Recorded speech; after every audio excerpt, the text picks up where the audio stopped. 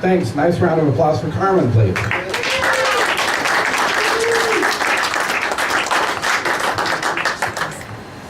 I forgot to tell her I'm also the true inventor of the fist bump. So I've got 2 claims to fame. Oh, you heard me? Yeah. It was a pretty easy ride over here from Kennewick to Palm Springs, Washington. Yes. I think I've got it. Yakima's of Palm Springs to Washington, and Walla Walla's the Napa Valley of Washington. Then that makes Tri-Cities the Oakland of Washington.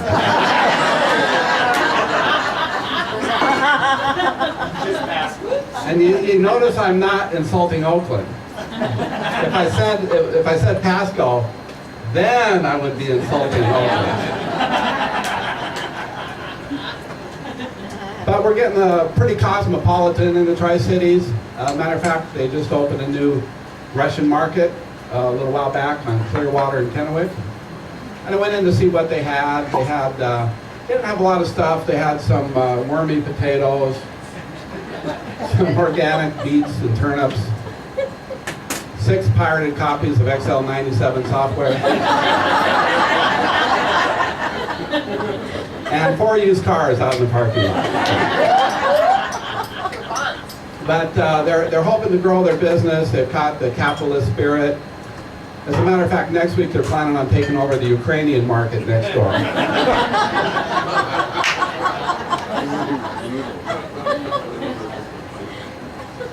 My name is Max, but I don't think when my parents named me in the 50s that they knew it would be the #1 dog's name in the 21st century.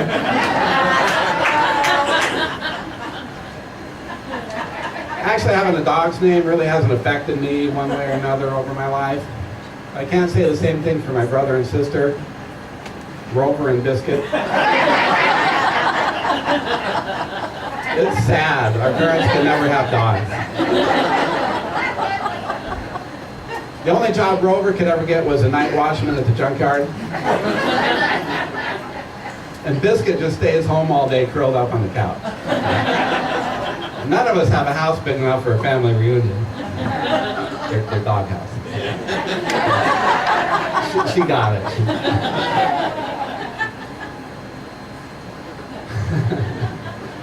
But even though I have a dog's name, dogs have never liked me ever since I was a paper boy.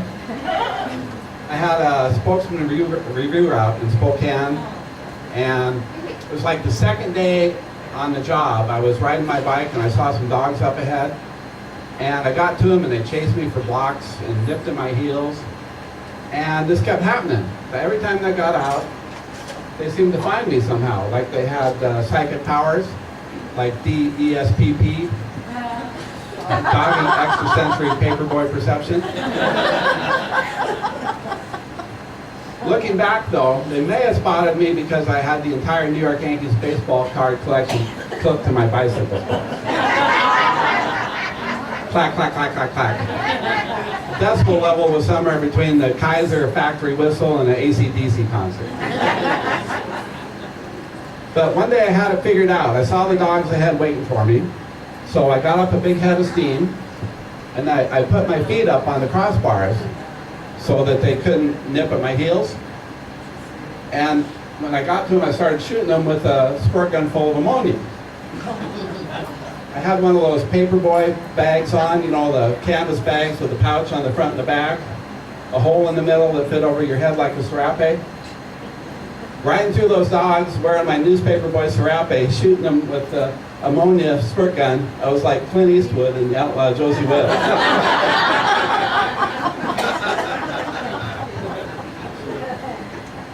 But that wasn't the worst part of being a paper boy in those days. Back then, a spokesman review route, they made you collect. Yeah. And people didn't want to pay, right? Yeah, been there. They'd turn the lights out, hide behind the couch. You had to go back like 3 times. On your bike. Yeah. On your bike. Way to go, Cap. I mean, we look down on China and India for their child labor practices. But yet we thought nothing of sending a 13-year-old boy out on the freezing streets of Spokane at 5:30 in the morning, being chased by packs of wild dogs, and then turn him into a bill collector. At least the Chinese kid got to go to a warm toy factory. And he got to eat the dogs.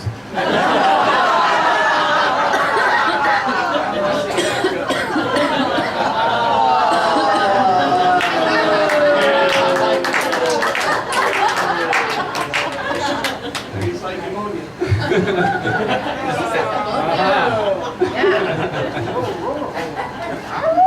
But it made me grow up fast. You know, I mean, you had to get street smart. You know, I had to get grow up to survive on the streets. So a typical day of collection would be something like this. Hi, Mrs. Church. I'm collecting for the review, and you owe $9 for a week or for a month. I'm sorry, dear, but I don't have any money today. Could you come back Friday? Listen, Granny. It's the third time I've been back here. My operatives tell me you were at Low Cost Market not 45 minutes ago and had $15 change. If you don't pay up now, me and the boys can no longer guarantee the safety of this lilac bush. Capiche? I mean, you had to get tough. You grew up fast on the mean streets of Spokane Valley City. Next house. Collect for the review. Hey kid, I'm glad you're here. I've been wanting to talk to you. Did you shoot my dog in the face with ammonia? I don't know what you're talking about. Well, come here, look at him. He's got to wear dark glasses and use a cane. My dog needs a seeing eye dog. Baseball called bubblegum? Next house. Hi, Mr. Molester. I'm Max, your paper boy. You owe $2 for the Sunday paper. Come on in, sure. No thanks, I've got some bubble gum. You keep your money in your room, follow you? Sure. Luckily that day I was packing ammonia, so they didn't find me out.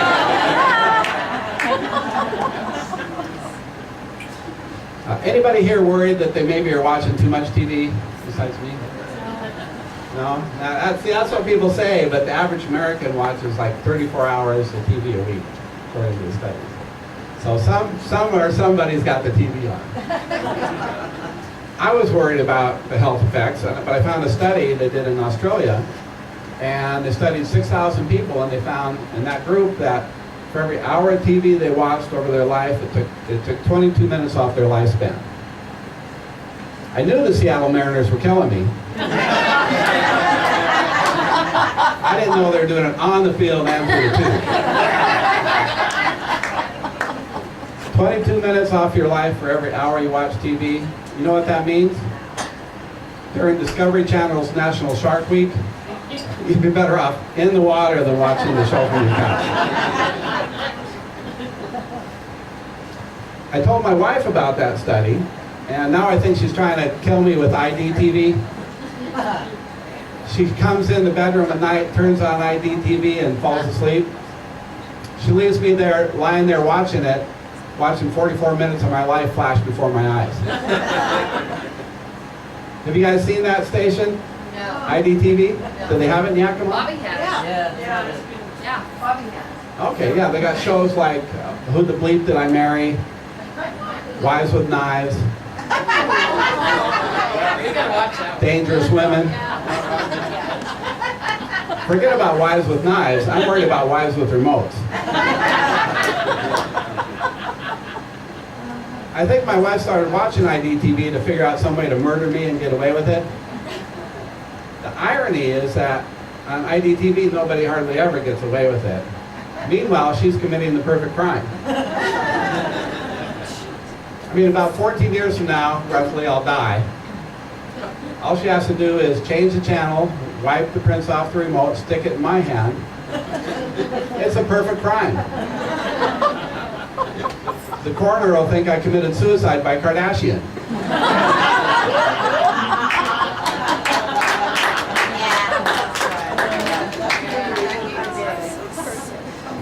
But I mean, this late night TV, you see some weird commercials too, right? I saw one night, and I thought that it was one of those Saturday Night Live spoofs. But then they showed it like 3 times, so I figured it must be real. It was for a product called the Forever Lazy. Have you guys seen that? It's a fleece bodysuit. It's got a Velcro opening so you can go to the bathroom without taking it off. Optional booties. Let's face it, it's a onesie for adults.